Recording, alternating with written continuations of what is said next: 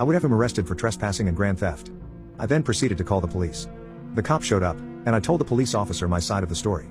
Then he went to my aunt, and the conversation went like this. "Ma'am, can you tell me, is this your car?" the cop asked. "Yes, it is." "He just won't give it to me." "Ma'am, do you have the title of the vehicle?" "No, I do not." "He won't give that to me." "Well, ma'am, I looked at the registration and title of the vehicle, and he is listed as the owner of the vehicle.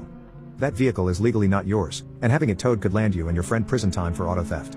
"Well, I think I am the one who should get the car because he can't even take care of himself." "Ma'am, it doesn't matter what you think. What matters is legal ownership, which you do not have."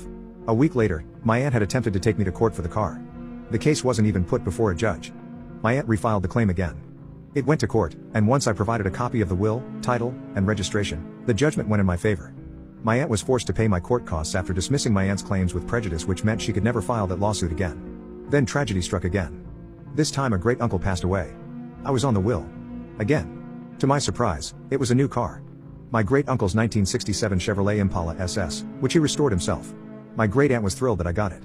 However, the mood was quickly soured when she realized that my entitled aunt, her niece, was really not thrilled that I got it. This time she stepped it up a notch and skipped the screaming and complaining. Instead, she started scheming. 3 days after I took possession of the Impala, she rented not just one flatbed, but 2 flatbeds. She managed to get the Impala onto the flatbed and sped off.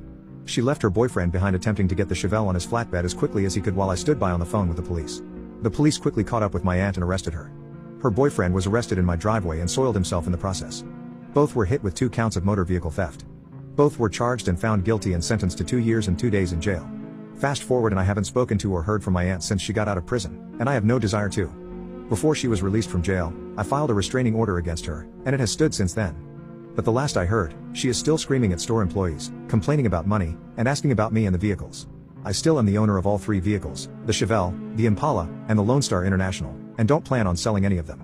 I repair and build computers for a living, but more and more, I've been getting into auto repair as a hobby. A very good friend of my uncle, who now owns a business, actually rents the Lone Star International from me. He promised me that he would not get a single scratch or spot of rust on any single part of it. To this day, that Lone Star looks factory new and has been all over the world. The guy that rents the truck even continued doing a little tradition my uncle did, which was to get a decal on the truck of every state flag of the places the truck has visited. It currently has 31 state decals and 3 province decals on it. As I do live in Canada, I do not drive the Impala or Chevelle during winter months. However, every year I always take my great aunt, who is now 96 years old, to A&W. I get her a burger, onion rings, and an ice cold root beer in the Impala, which is something my great uncle had done for her since he got the Impala in 1970. Unfortunately, my great aunt isn't in great health, and she has told me that she put me in her will so that I will get her cars. They were 2 of my great uncle's first cars, originally left to her in the will. A 1958 Chevrolet Impala and 1957 Plymouth Belvedere Fury. She says she knows that I will take care of it and park it right beside the '67 Impala SS. I can already imagine the fallout that I'm going to get for that.